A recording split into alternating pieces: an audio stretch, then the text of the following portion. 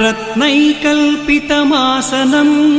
हिमजलैः स्नानं च दिव्याम्बरम्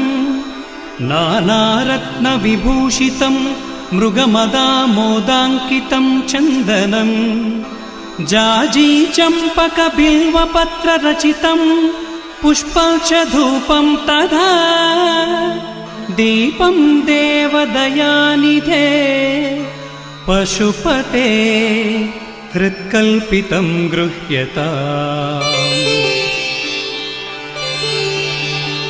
सौवर्णे मणिखण्डरत्नरचिते